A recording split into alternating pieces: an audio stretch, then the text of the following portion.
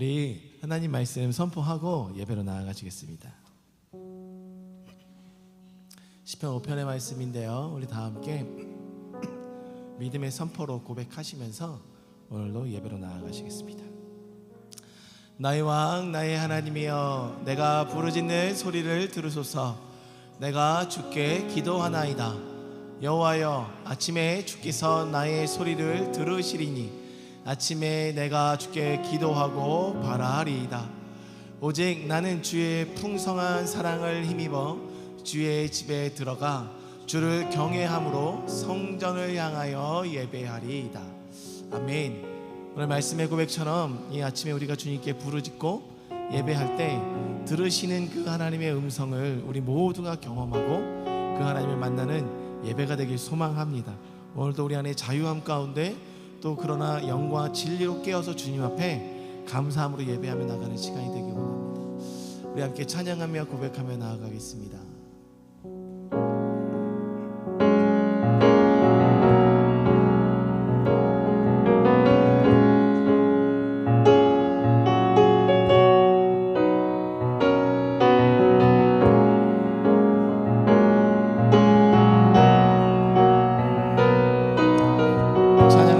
주의 이름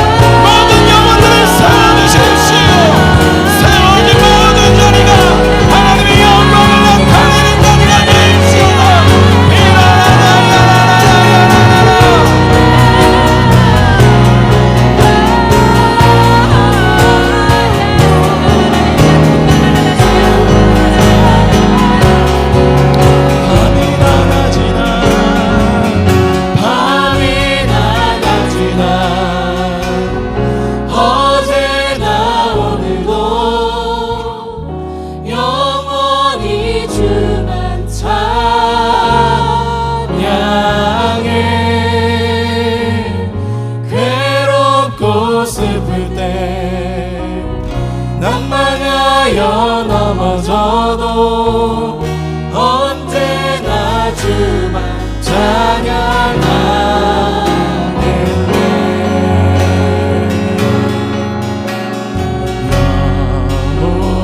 여호와를 찬양하라. 그는 선하시며 그의 인자는 영원해. 여호와를 기뻐하라. 그가 우리들을 약속의 땅으로 인도하시오. 여호와를 찬양하라. 그는 선하시며 그의 인자는 영원해. 여호와를 기뻐하라. 그가 우리들을 약속의 땅으로 인도하시리.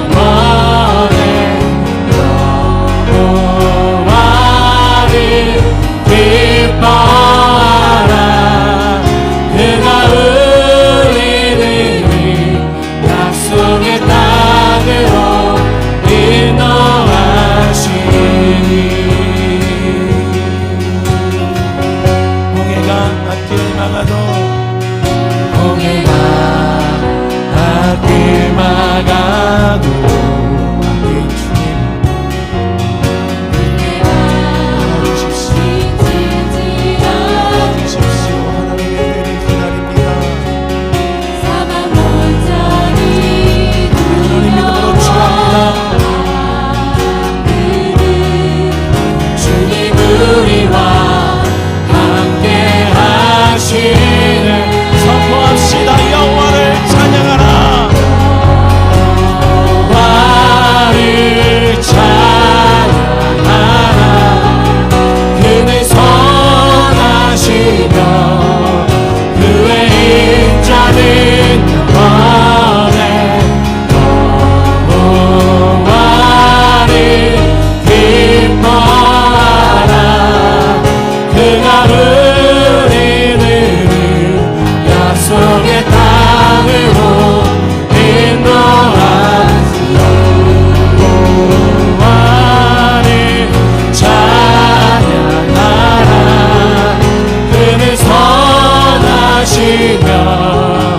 그의 인자는 영원해 여호와를 기뻐하라 그가 우리를 약속의 땅으로 인도하시고 와를 찬양하라 선하시며 그의 인자는 영원해 여호와를 기뻐하라 그가 우리를 약속의 땅으로 인도하라 밤이 낮아지나 밤이 낮아지나 어제나 오늘도 아멘 주님 영원히 우리가 그 주님을 신뢰하며 나아갑니다 그 주님 앞으로 우리가 나아가길 원합니다 주님 말씀하여 주십시오 우리의 모든 심령 가운데 자정하셔서 여호와를 찬양하길 못하게 없는 인생으로 이끌어 주십시오 주님을 기대하며 고대하며 기다립니다 주님 오십시오 주님의 작은 심령 가운데 자정하여 주십시오 주님을 칭찬합니다 임하여 주십시오 하나님의 강권력에 언약을 세워주십시오 주의 언약 안으로 들어갈지어다 그 언약을 신뢰할지어다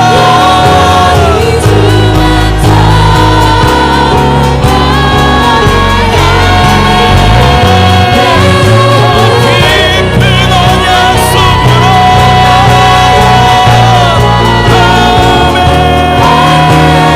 들어갈지어다 우리의 심령과 예배를 위하여 기도하며 나아갑니다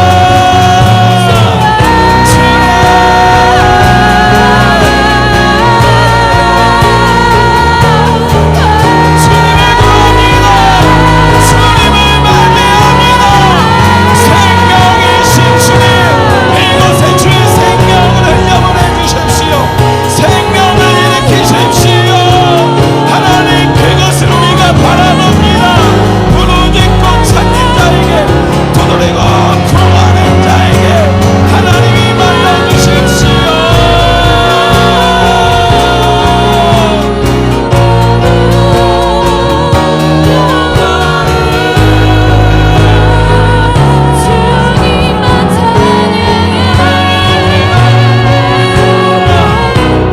더 깊은 마음으로 주님을 바라보게 하여 주십시오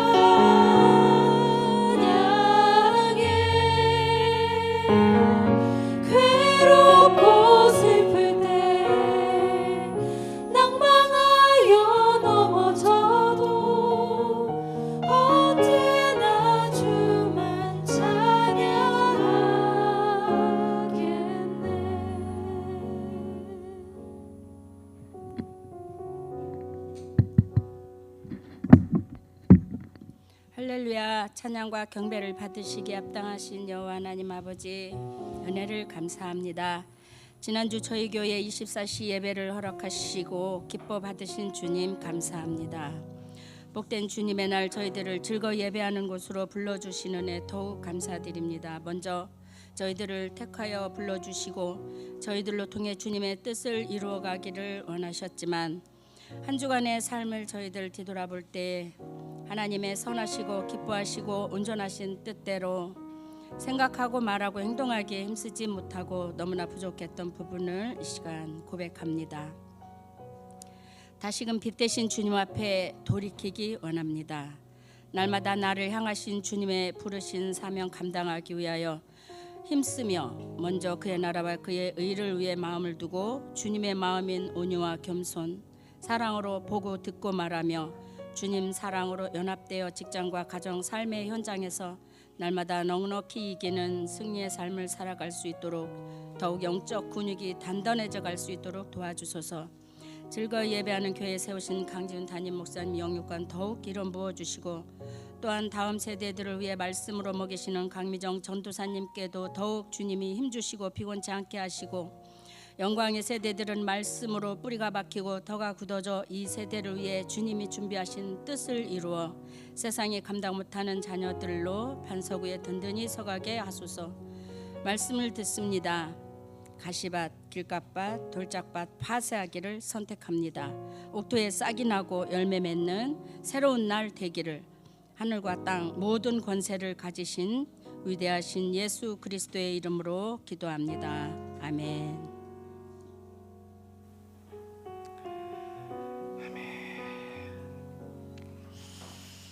네, 기도 감사합니다. 우리 말씀 보겠습니다. 말씀 창세기 6장 17절로 22절까지의 말씀입니다. 창세기 6장 17절로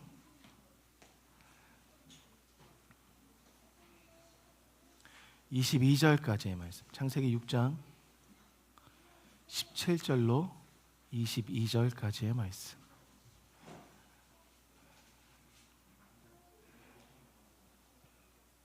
저와 한 절씩 교독하겠습니다. 제가 먼저 읽겠습니다. 내가 홍수를 땅에 일으켜 무릇 생명의 기운이 있는 모든 육체를 천하에서 멸절하리니 땅에 있는 것들이 다 죽으리라.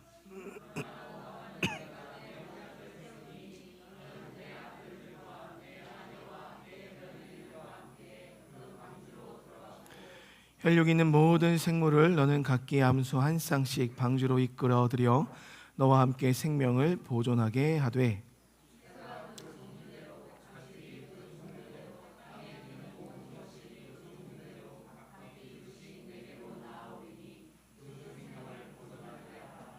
너는 먹을 모든 양식을 내게로 가져다가 저축하라. 이것이 너와 그들의 먹을 것이 되리라. 노아가 그와 같이 하여 하나님이 자기에게 명하신 대로 다 준행하였더라. 아멘.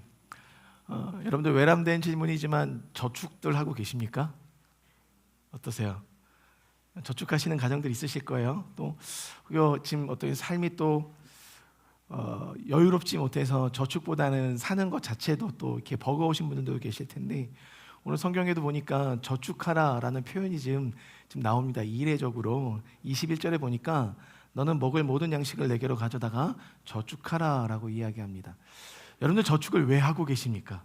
혹시 하신다면 저축을 하는 이유, 성경적인 이유에 대해서 오늘 성경에서 처음으로 이 저축하라는 단어를 사용하시면서 이 창세기에서 쓰시는데 이 저축하라라는 단어는 아사프라는 이 히브리어를 쓰는데 이 히브리어의 의미는 곡식을 거두다의 의미예요. 그러니까 내가 갖고 있었던 것들을 모으는 의미도 저축에 속하지만 곡식을 거둔다는 의미는 뿌리고 가꾸고 열매 맺게 해서 나중에 거둬들이는 영역을 저축이라고 이야기한다는 것이죠. 근데 그 저축의 영역을 오늘 성경에서 뭐라고 설명하고 있냐면 21절에 보니까 저축하라. 이것이 너와 그들의 먹을 것이 되리라. 적어도 그리스도인들이 오늘 저축하는 이유가 있습니다. 그 저축의 의미는 나의 부와 영예를 위해서 하는 것이 아니라 하나님 나라의 생명을 보존하고 이어가는 것을 위하여 하나님은 오늘 그 먹을 것을 저축할 것을 준비하라 말씀하고 계신다는 것이죠. 그러니 다른 어떤 성경적 의미에서의 저축은 생명들이 끊임없이 이어져가고 보존되기 위해서 하나님께서는 오늘 우리의 양식들을 저축하고 모으라 이야기하고 있다는 것입니다. 즉 저와 여러분들이 오늘 저축해야 될 의미가 있다면 그것은 생명을 일으키기 위해서 저축을 해야 한다는 것입니다. 단순히 우리 가족의 부를 위해서 또 내 주변의 사람들의 행복을 위해서 우리가 저축하는 개념이 아니라는 것이죠. 오늘 그것을 이 죄악된 세상에 살아가고 있었던 모든 사람들이 생각하는 것, 계획하는 것이 마음의 모든 것들이 죄 가운데 묶여 있었던 시대에 유일하게 의롭다 칭함받았던 노아에게 하나님께서 명하신 명령이었다는 것입니다.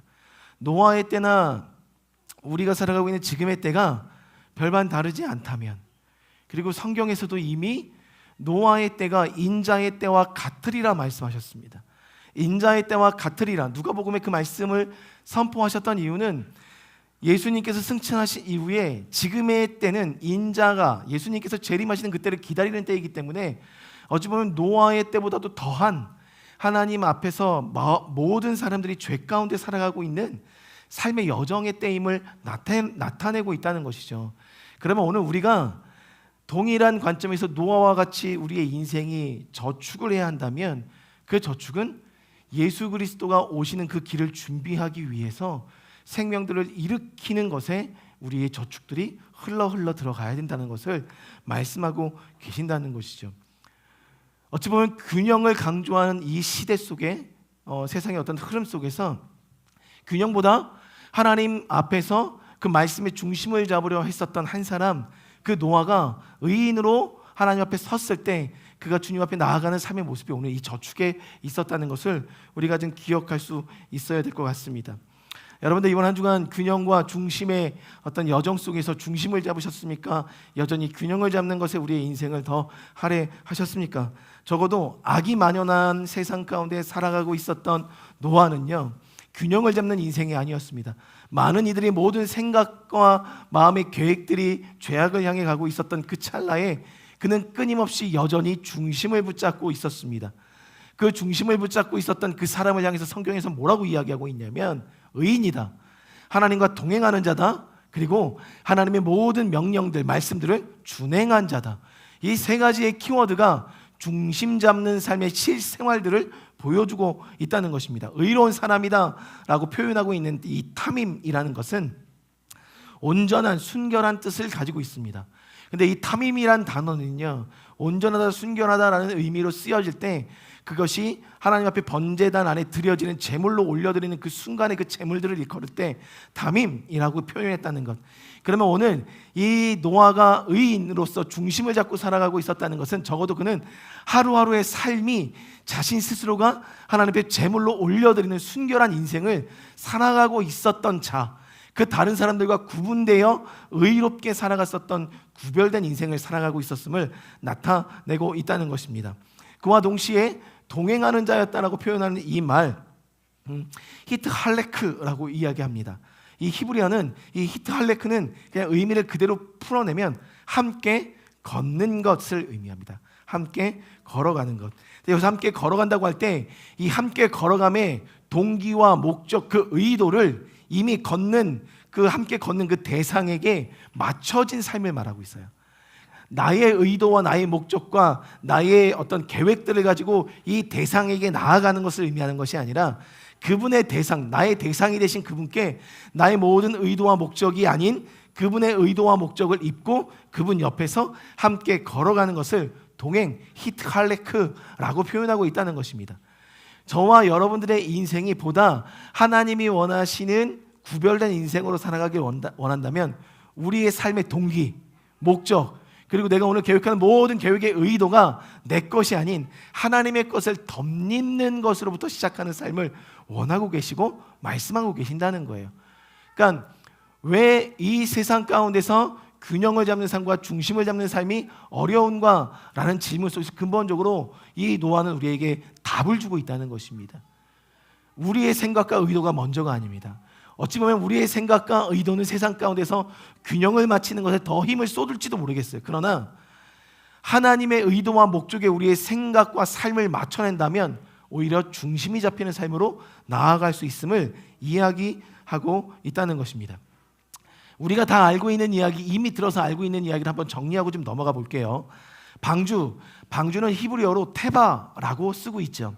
이 테바에 대해서는 이미 히브리어 언어적인 측면으로 많은 조명들이 있었습니다. 그러나 우리 한 번 더 좀 점검할 필요가 있을 것 같아요. 노아가 이 마지막 때, 이 홍수의 때에 이르러 방주를 만들었을 때 이 방주를 테바라고 히브리어로 썼습니다. 그런데 여러분도 아시겠지만 모세가 띄워진 그 바구니도 테바입니다. 근데 이 테바는 구원을 상징해요. 더군다나 이 구원을 상징하는 이 테바는 노아 방주를 지을 때 안과 밖에 무엇을 발랐습니까? 네? 예, 역청을 발랐습니다. 근데 이 역청을 안과 밖에 발랐다는 의미는 구속사적인 관점에서는 예수 그리스도의 보혈의 피를 안과 밖에 발라냈을 때 온전한 구원이 우리를 이끌어감을 이야기하고 있다는 것. 즉 그래서 이 테바 그 안과 밖에 역청을 바르는 것을 이렇게 표현합니다. 코페르를 카파르한다. 코페르를 카파르한다. 어떤 의미냐면 속전으로 속죄하라. 속전으로 속죄하라. 즉 무슨 말이냐면 우리의 속죄를 위해서 속전이 되신 그리스도의 보혈만이 저와 여러분들의 구원의 근원이 됨을 이야기하고 있는 게 노아의 방주고 모세의 사건이었다는 것입니다. 그것이 오늘 이 처음에 죄가 만연해서 세상을 다시 한번 하나님께서 새롭게 창조하시고자 선택하셨던 그 선택의 현장 속에서 이 테바를 통해서 우리에게 보여주시는 예수 그리스도의 예표가 이 구원의 방주의 사건이라는 것 이미 다 들어서 알고 계실 것입니다. 그렇게 그리스도의 보혈이 안과 밖으로 발라진 인생이 구원의 인생으로 나아갈 수 있음을 보여주는데 적어도 하나님은 한탄하셨습니다. 세상의 모든 사람들이 죄를 짓고 생각하고 계획하는 것이 악으로 가득 차 있는 세상을 보면서 한탄하셨죠. 그 한탄하신 그때가 바로 노아의 때였고 그 노아의 때가 누가복음 16장 26절에는 인자의 때다 이야기하고 있다는 거예요. 인자의 때라는 것은 예수님이 오시는 것. 그러면 우리는 그 오심을 준비하고 있다면 지금의 때가 바로 인자의 때임을 나타내고 있다는 것입니다.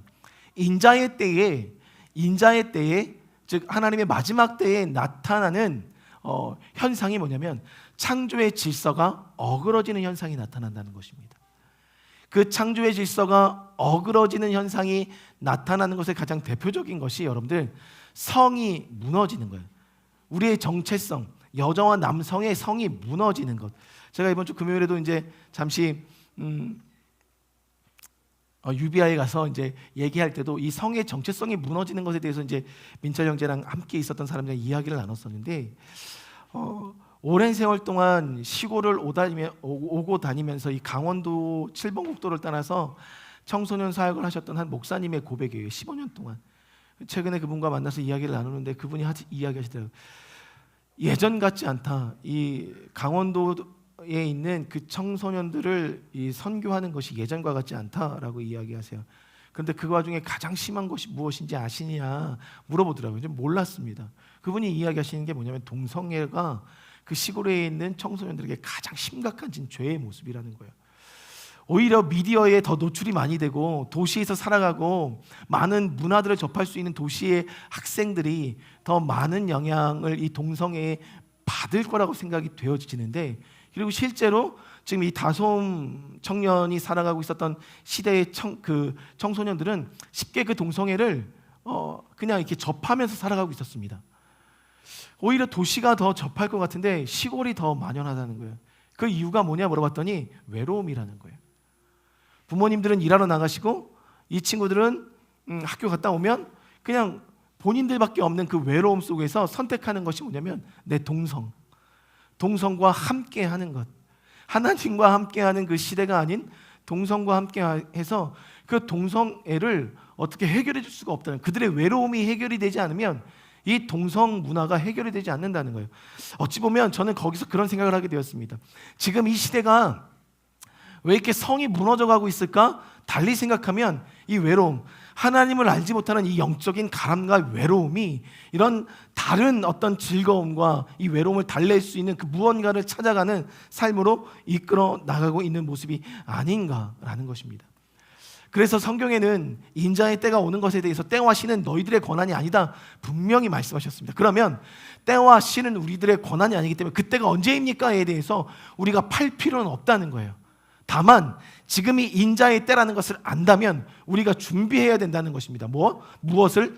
성령 안에 거하여 그분과 동행하기를 결단하고 동행하는 삶에 더욱더 포커스를 맞추고 있으면 그 인자의 때가 온다는 것이에요. 근데 많은 이들이 여기서 주객이 전도가 됩니다. 인자의 때를 아는 것에 더 집중한 나머지 성령과 동행하여 그분과 함께 살아가는 것에 대한 관심은 뒤로 한 채 때만을 중요시 여긴다는 것. 그러면 우리의 정체성이 더욱더 흔들리게 된다는 것입니다. 그게 어찌 보면 이단의 길에 빠지게 만들 수도 있다는 것. 그러니 오늘 우리에게 중요한 것이 있습니다. 예수님이 언제 오시는가를 중요하게 여기는 것이 아니라 성경에 분명하게 말씀하신 그 징조의 때에 나타나는 그 현상들을 우리가 알고 있다면 오히려 그 때를 우리가 기다리는 것을 더 그 때를 알고자 노력한다기보다도 하나님의 그 징조의 때를 안다면 오늘 우리의 삶에 더 집중할 수 있다는 것입니다. 내가 어떻게 살아야 되는지에 대해서. 그렇게 지금 살아가실 수 있는 저와 여러분 되길 소망합니다. 그러한 때에 하나님께서 새롭게 이 땅을 변화시키고자 하는 하나님의 비전을 한 사람에게 세우셨죠. 하나님이 그 한 사람을 세우신 이후에 노아를 세우신 것처럼 예수 그리스도를 세우셨습니다. 노아를 세우신 이 그림은 최종적으로 큰 하나님의 나라를 그리고자 하시는 건데 한번 우리 PPT를 볼까요? 여러분들 이 그림이 어떤 그림인 것 같습니까? 이 벽화입니다. 오랫동안 모든 곳곳에 지역마다 내려오는 벽화인데 이 벽화가 고대 그리스, 북미 인디안, 페루, 태평양의 섬들 사이에 오랫동안 그들 민족 가운데 내려왔었던 벽화입니다.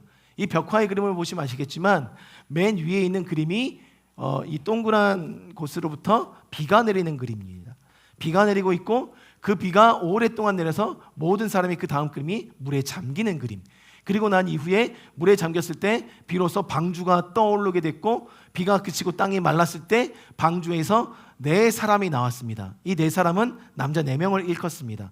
여성들은 기록되어 있지 않고 그 4사람이 나왔을 때 무지개가 떴죠. 무지개가 일곱 칸이 생기는데 무지개가 떴다라는 이 벽화가 여러분들 고대 그리스, 북미 인디안, 페루, 태평양의 섬들에 걸쳐서 약 50군데, 50개 지역에서 이 동일한 벽화들이 발견되었습니다.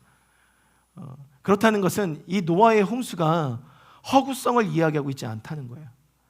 사실이고 이것이 전 세계 가운데서 일어났었던 하나님의 역사임을 민족과 민족 사이에서는 대대로 자기 자손들에게 알려주고 있었던 팩트였다는 것이죠. 하나님이 그리신 이 그림이 무엇일까 생각했을 때 적어도 이 그림을 모든 전 지역의 전 세계의 모든 족속들이 적어냈다는 것은 하나님은 큰 그림을 그리고 계셨던 거예요. 다시는 이러한 죄악이 세상 가운데 만연해지지 않고 이러한 멸망들이 일어나지 않도록 무엇을 한다? 생명을 보존하시는 것에 하나님은 포커스를 두고 있었다는 것입니다. 그것이 하나님의 큰 그림이었어요. 오늘 18절에 보니까 이 큰 그림 속에 행해지는 먼저 된 순서가 있었습니다. 그 순서가 뭐냐면 18절에 보니까 너와는 내가 내 언약을 세우리라. 내 언약을 세우리라. 여러분들 여기 세운다라는 이 단어 우리가 익히 알고 있는 단어입니다. 언약은 세워져야 하는 것입니다. 쿰, 일으킨다. 그 쿰의 언어가 언약을 세운다, 달리다, 쿰 그 언어입니다. 즉 이 언약을 세운다는 것은요 생명을 살리는, 생명을 일으키는 법령을 세운다라는 의미가 언약을 세운다는 의미예요. 그러니까 하나님께서 생명을 일으키는 자리에 여러분의 가정을 세우시고 나 개인을 살리시고 이 공동체를 살리시고 민족을 세우시는 그 자리에는 항상 이 언약이 먼저 세워져야 합니다. 이 언약이 세워지지 아니하면 하나님이 일하시는 것이 아니에요. 하나님은 그 언약을 따라 지금 오랫동안 이 5,000년, 6,000년의 역사 속에서 예수 그리스도라는 언약을 세우셨고 그 언약을 따라 오심을 준비하고 있는 것입니다. 법령, 생명을 일으키는 법령이 먼저 선포가 된다는 거예요. 저는 믿습니다. 여러분의 인생에도 이미 하나님께서 세우신 그 언약이 있을 줄 믿습니다.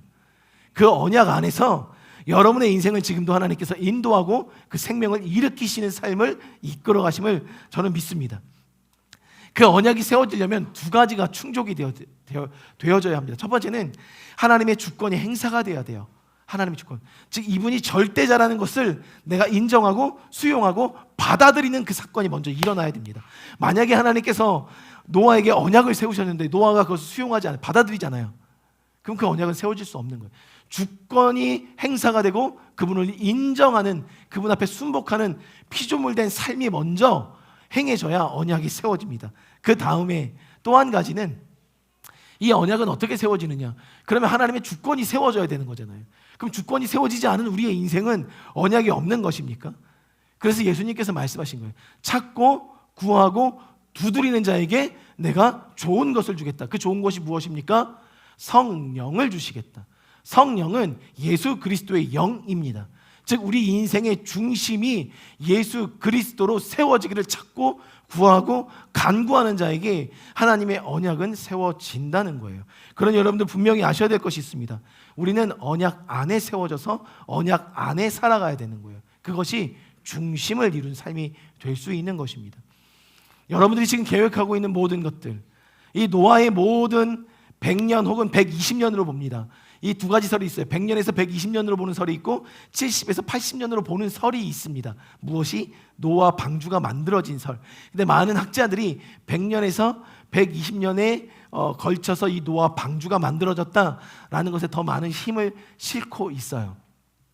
그런데 이 노아가 100년에 걸쳐서 이 노아의 방주를 만드는 이 모든 계획들을 행할 수 있었던 이유는 중심이 잡혀져 있었기 때문에 그래요.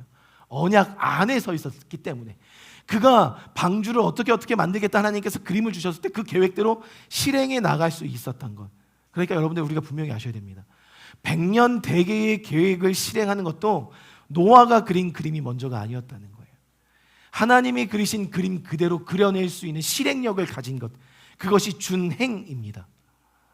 사랑하는 성도님들, 오늘 여러분들 어떤 그림을 그리고 살아가고 계십니까? 어떤 계획을 세우십니까? 그러니까 그 계획을 하나님께로부터 받는 것이 중요하다는 거예요. 근데 그것이 받으려면 하나님의 언약이 먼저 우리 안에 세워졌을 때 그 그림 그대로 실행할 수 있다는 것을 오늘 말씀하고 있다는 것입니다. 여기서 그러면 우리는 이 그림을 실행하고 준행하여 나가는 그것에 있어서 우리의 역할이 있더라는 거예요. 우리의 역할.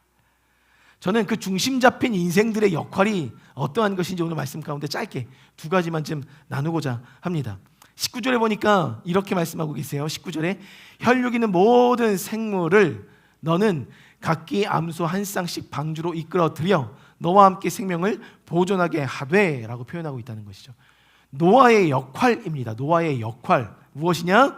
암수 각기 한 쌍을 방주로 이끌어 들여 말하고 있습니다. 우리의 역할이에요. 이끌어 드리는 역할이 저와 여러분들 중심 잡힌 인생의 역할이라는 것입니다. 이끌어 드려라는 것은 이미 제가 여러 번 이 단에서 말씀드렸었던 히브리어 보입니다. 다른 차원에서 다른 차원으로 이끌림되어 나아가는 것. 어떤 그 시계의 때가 바뀌고 환경의 때가 바뀌어 다른 차원으로 넘어간 그 스텝, 그것을 보라고 합니다. 그런데 여기서 이 단어는 보다 우리의 말이 더 이렇게 이해하기가 쉽게 표현한 거예요. 이끌어 드린다는 의미는 뭐냐면, 여러분들 먼저 우리가 아셔야 될 게 뭐냐면, 오늘 말씀을 보니까 20절에 새가 그 종류대로, 가축이 그 종류대로, 땅에 기는 모든 것이 그 종류대로 각기 둘씩 내게로 나아오리니. 중요한 개념입니다. 동물들을 보내주시는데 누가 보내주신 거예요? 하나님이 그 동물들을 보내주신 겁니다. 하나님의 힘으로, 하나님의 능력으로 이 동물들을 그 노아에게 토스해서 드렸을 때 노아의 역할은 뭐냐면 하나님께서 보내주신 그 동물들을 그대로 이끌어 드리는 것이었다는 거예요. 여기서 중요한 거, 여러분들 이 관성력이라는 거 아시죠? 관성력을 어떻게 설명하고 있냐면 질량과 가속도의 곱이 관성력이다. 어렵죠? 질량이 어느 것은 힘을 가해지지 않는 상태, 즉 이것을 어떻게 이해하시면 되면 원심력이라고도 표현합니다. 이게 돌렸을 경우에 한 번 돌리면 그 돌려진 그 힘에 그냥 나는 그 힘을 그대로 이용하여 끌어들이는 거예요. 여기서 노아의 역할은 뭐냐면 자신의 힘을 섞지 않는 거예요. 이끌어들일 때 하나님께서 이끌어오신 힘 그대로 그것을 받아 끌어들이는 것, 이게 우리의 역할이라는 거예요. 근데 여러분들 여기서 중요한 개념이 있습니다. 저와 여러분들의 역할은 힘을 가하지 않는 사람들의 역할이라는 거예요. 하나님께서 끌어주신 힘 그대로 집어넣으면 돼요. 이끌어들이면 돼요. 그런데 많은 사람들이 하나님이 계획하신 그 일, 하나님께서 행하시고 있는 그 일을 보면서도 어떤 흥분을 하게 되냐면 나도 저 일에 동참하고 싶다, 나도 무언가 한번 같이 하고 싶다라는 인간된 마음들이 작용하면서 사람의 힘이 가해지기 시작한다는 거예요. 사람의 힘이 가해지기 시작하면 하나님의 계획이 무너집니다. 노아는 지금 100년의 이 모든 계획들을 실행할 수 있었던 것, 자신의 힘이 아닌 하나님이 행하신 힘 그대로 그 원심력 위에 올라타고 하나님이 이끌어 가시는 세계를 보고 있었다는 거예요. 그게 이끌어 드린다는 삶의 의미입니다. 여러분들 근데 생각해 보세요. 이 원심력이 작용할 때 그 원심력 그대로 내가 그 하나님의 힘 위에 실리기 위해서는 민감하지 않으면 가능하지 않은 거예요. 하나님이 어느 정도의 힘으로 이끌어 드리고 계시는지, 그리고 어떻게 그것이 이쪽까지 이끌어 가시는 힘으로 우리에게 작용할런지에 대한 민감함으로 반응하고 있었다는 거예요. 노아는. 즉 하나님의 힘이 그대로 나한테 흘러 들어가게 하기 위해선 여러분들이 민감하게 나의 자아를 죽이고 하나님의 살아계심이 그대로 일어나도록 깨어있지 않으면 이 이끌어드리는 삶은 살아낼 수 없다, 그것을 드러내고 있더라는. 그러니까요, 노아는요 정말 민감하게 살아가고 있었다는 거예요. 한 영혼 한 영혼 보내주시는 영혼들을 이끌어 드리기 위해서 중심을 잡고 민감하게 반응하며 살아가고 있었다는 것. 우리가 오늘 무엇에 민감하여 있으십니까? 그러니까 제가 이 말씀을 읽으면서 이번 주에 회개한 게 뭐냐면, 저희가 지금 한 12가정 정도 있고, 저희 가정 포함해서, 제 부모님 가정 포함해서 12가정 정도가 있고, 그 전에 제가 올 초에도 말씀드렸지만 6가정 정도가 저희 교회가 이동하면서 나가게 됐습니다. 결과적으로 6가정 정도가 나갔는데 이분들을 이끌어 들이신 것이 바로 하나님의 뜻이셨구나, 제가 거기서 깨달았어요. 그런데 저의 문제 혹은 우리의 공동체 문제가 뭐였냐, 우리 인간된 힘이 이 공동체 안에 참 많이 작용했었구나. 나부터가 하나님이 끌어들이신 힘 그대로 우리가 받아서 민감하게 이들에게 역사하시는 그 하나님의 일하심을 바라보는 순전한 마음이 아닌 이들은 인간의 힘으로 어찌저찌 하고 싶어 했었던 인간된 마음들이 하나님의 일하심을 막진 않았었는가라는 또 다른 측면의 회개가 이번 주 안에 제 안에 일어났습니다. 그러니 여러분들도 아셔야 될 것이 있습니다. 여러분들이 이곳에 온 거 여러분의 의지가 아니었다는 거예요. 하나님께서 이끌어 들이신 하나님의 선하신 인도가 먼저 있었다는 것입니다. 근데 그 인도 속에, 우리가 하나님의 인도를 받는 그 인도 속에 우리가 무언가를 하고자 하는 나의 의지와 생각들이 더 강하면 하나님의 이끄심은 지워지고 하나님의 이끄심 가운데로 살아갈 수 없는 인생이 될 수밖에 없다는 것. 그러니까 그 이끌어 드렸다는 이 이끌어 들이심에서 우리가 먼저 생각할 것은, 오늘 내가 나를 밀어주시는 힘은, 우리의 가정을 밀어주시는 힘은, 나 개인을 밀어주시는 힘은 내 힘이 아니었구나, 하나님께서 여기까지 밀어주셨구나 라는 것을 아셔야 되는 거예요. 더 나아가서는 하나님께서 이끌어주신 그 힘을 이제는 내가 나의 힘으로 바둥바둥 살려오는 것이 아니라 하나님의 힘에 내가 나의 삶을 실어내겠구나.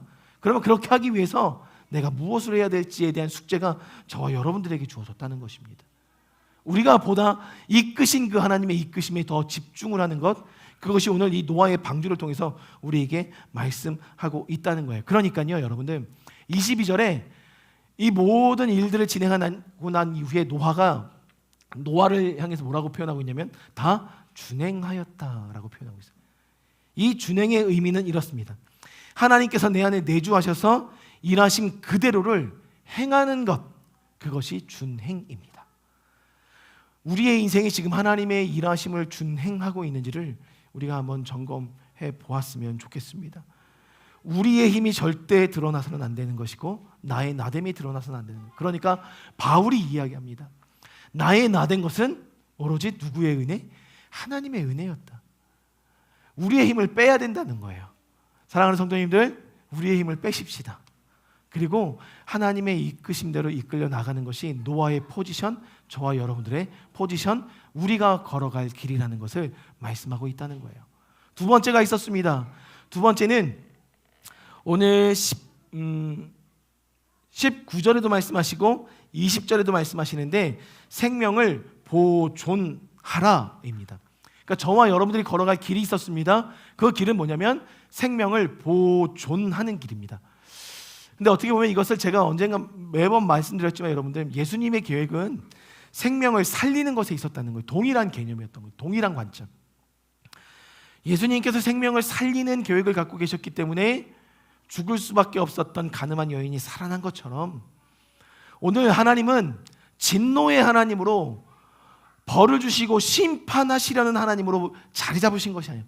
심판이 있었지만 그 심판의 진정한 의미는 뭐예요? 생명의 보존에 있었다는 것입니다. 보존. 그러니 오늘 하나님은 우리를 향하여 진노하시는 분이 아니라 그 진노를 통하여 여러분들 진노 가운데 머물러 있으면 하나님의 사랑이 보이지 않아요. 진노를 통해서 새롭게 되는 새로운 삶을 주시는 생명의 보존에 하나님의 계획과 사랑이 있다는 것입니다. 그래서 여러분들 그 사랑에 더 집중하시길 바랍니다. 진노에만 집중하면 아파하는 것으로만 인생이 끝날 수 있어요.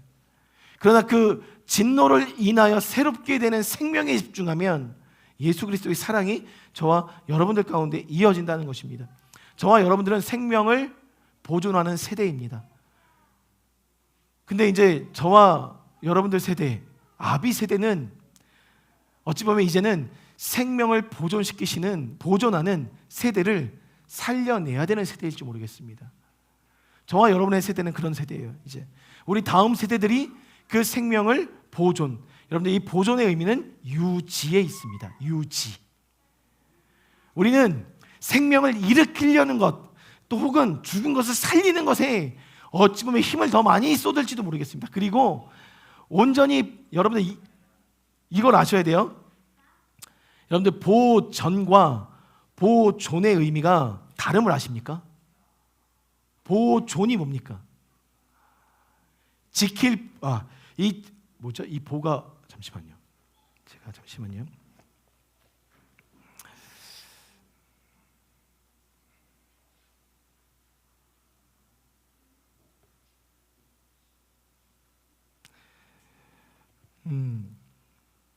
보존은요, 지킬 보에 있을 존입니다.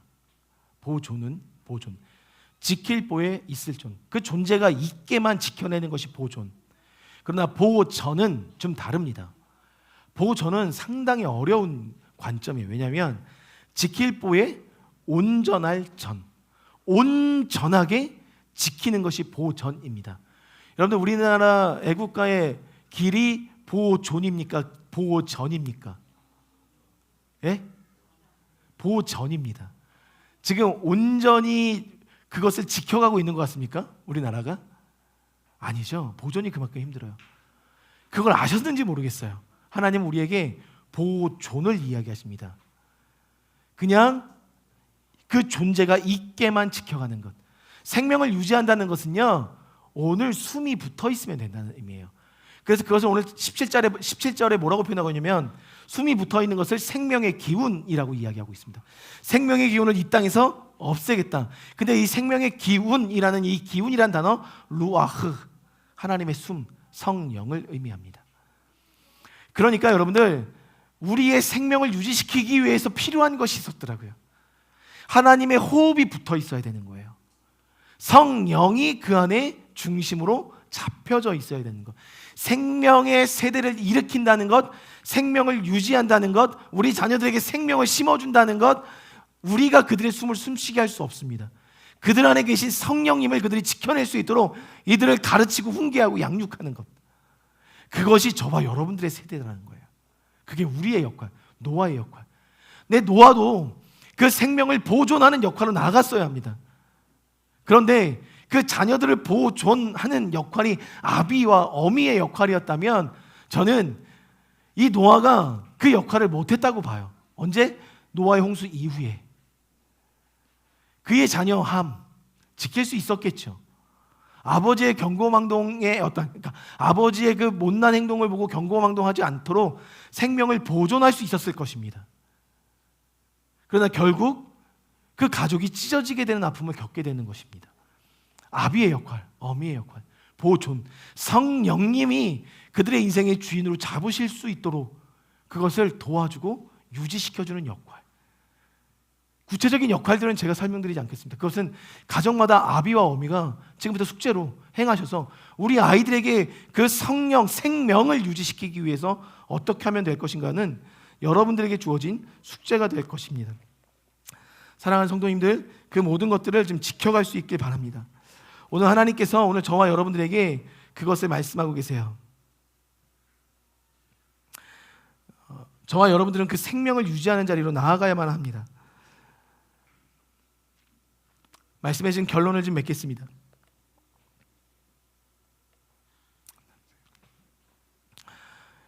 이 시대도 어찌 보면 간간히 숨을 붙여서 살아가고 있을지도 모르겠어요. 우리가 호흡은 하고 있지만 그 호흡이 생명의 호흡인지 성령의 호흡인지 아니면 나의 의지적인 호흡인지 알지 못할 때가 많습니다. 적어도 우리 자녀들 그리고 우리의 인생이 그 생명의 호흡을 좀 입었으면 좋겠습니다. 노아의 이름의 의미를 아십니까? 라멕이란 사람이 노아를 낳습니다. 노아를 낳고 난 이후에 지난주에 봤던 것처럼 라멕이 노아의 이름을 노아라 짓습니다. 자기 아들의 이름을. 노아라 지은 이유는 뭐냐면 여호와께서 안위하셨다. 안위. 근데 이 안위라는 이 단어, 노아라는 단어, 이 단어를 파자해보면, 히브리어를 파자해보면 생명의 울타리라는 의미를 갖고 있어요. 적어도 노아가 이 세상 가운데 보내진 것은 생명의 울타리의 역할이었습니다. 아비와 어미의 역할이라는 거예요. 저와 여러분들의 역할이 노아의 역할, 안위, 생명의 울타리를 만들어주는 역할입니다. 사랑하는 성도님들, 오늘 이 즐거이 예배하는 교회의 모든 성도들 한 명 한 명이 그 울타리가 좀 되어주십시오. 우리 자녀들에게 생명의 울타리가 좀 되어주십시오. 더 나아가서는 여러분들이 속해 있는 모든 삶의 현장에 여러분들이 노아, 생명의 울타리, 여호와께서 나를 안위하셨다라고 표현할 수 있는 울타리가 되어주셔야 합니다.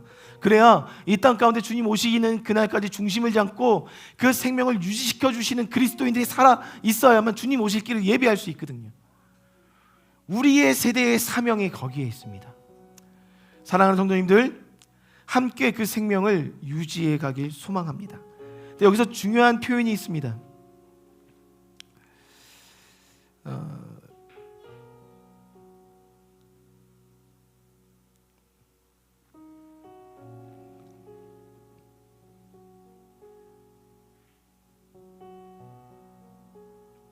19절에 보니까 너와 함께 생명을 보존하게 하되 라고 말씀하고 계세요. 너와 함께. 이 함께의 의미가 성경적으로 봤을 때 단순하게 같이 즐기는 삶을 이야기하지 않습니다. 먹고 마시는 것까지, 자고 일어나는 것까지 함께 하는 삶을 말씀하시고 계세요. 그러니까 여러분들 중요한 영적인 개념입니다. 생명을 보존시키기 위해서는 이 함께함, 모든 삶을 공유하고 모든 삶이 연결되는 그 삶이 이루어지지 않고서는 생명을 보존하기가 힘들다는 거예요. 단순히 우리에게 맡겨진 자녀들이 성령 안에 생명을 유지하며 살아가기 원한다면 그 함께가 이루어져야 된다는 것을 이야기하고 있습니다. 우리가 이번 한 주간 살아가시면서 여러분들 생명 안에 함께함의 의미에 대해서 좀 더 깊이 생각했으면 좋겠습니다. 함께하기 위해서 나는 지금 그 생명을 유지하기 위해서 나는 지금 무엇을 하고 있을까? 무엇을 하며 살아가고 있었을까? 우리 시간 한번 기도했으면 좋겠습니다.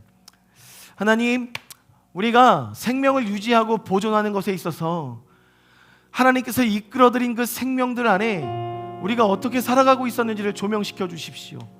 더 나아가서는 그 조명된 모습들을 이젠 뒤로 하고 생명에 이끌려 주신 것에 우리의 힘을 더했다면 힘을 제하여 주시고 하나님의 힘 그대로 이끌어낼 수 있는 자의 삶의 위치로, 더 나아가서는 주의 성령의 생명이 일으켜지는 그 삶의 현장 가운데서 성령을 지켜내는 양육과 교훈과 훈계로서 우리 가족 안에, 이 공동체 안에 더 깊게 함께 연합될 수 있도록 우리 가운데 하나님의 세계, 하나님의 그림을 보여주시옵소서. 시간을 한번 기도하며 나아가시겠습니다. 하나님, 하나님의 그림을 원합니다. 우리가 그린 그림이 아니라 하나님께서 노아에게 그리셨던 그 그림 그대로 120여 년 동안 하나님께서 계획하셨던 그 그림 그대로, 그 그림을 나타내고 드러낼 수 있는 삶의 여정 그대로 하나님, 우리 모두에게 그 하나님의 계획의 실행 안에 살아갈 수 있는 하나님의 주권을 주십시오. 그리고 찾고 구하는 열심을 주십시오. 그 성령을 사모하는 마음을 모두에게 주십시오. 하나님, 그 성령을 우리 가운데 주셨을 때 그 계획을 실행할 수 있습니다. 그 하나님의 나라를 볼 수 있습니다. 하나님을 온전히 바라볼 수 있습니다. 하나님, 우리 가운데 다시 한번 함께 지어져가는 그리스도의 몸된 교회의 모습, 가정의 모습, 자녀와 아비와 어미됨의 모습을 새롭게 허락하여 주십시오. 우리가 하나님 앞에 꿈꿉니다. 우리의 힘이 곁들여지지 아니한 하나님의 온전한 계획하심 안에서의 연합을 우리가 꿈꿉니다. 주님, 바라보게 하여 주십시오. 그 세계를 바라보게 하여 주십시오. 주님을 알길 원합니다. 깨어있게 하여 주십시오. 하나님을 바라보게 도와주십시오. 주님, 그 모든 순간 주님을 의지하며 바라보는 우리의 삶이 예수 그리스도의 평강 안에서 실행되길 원합니다. 하나님, 보존시켜 주십시오. 보존시켜 주십시오. 우리 모든 자들에게 보존시켜 주시고 하나님 아버지를 체험할 수 있는 믿음의 자리까지 우리 모두를 이끌어 주시길 원합니다. 주님, 바라보게 하십시오. 주님, 이끌어 주십시오. 주님의 생명을 구합니다. 아버지의 마음을 구합니다. 그 은혜를 구하며 그 자리로 나아갑니다. 주님, 모든 자에게 입혀질지어다. 아버지의 생명이 입혀질지어다. 하물며 그 사랑하는 자녀에게 좋은 곳으로 선물하지 않겠느냐, 성령을 주시지 않겠느냐 말씀하신 하나님, 모든 자에게 부어주십시오. 그 생명이 부어짐을 선포하나이다.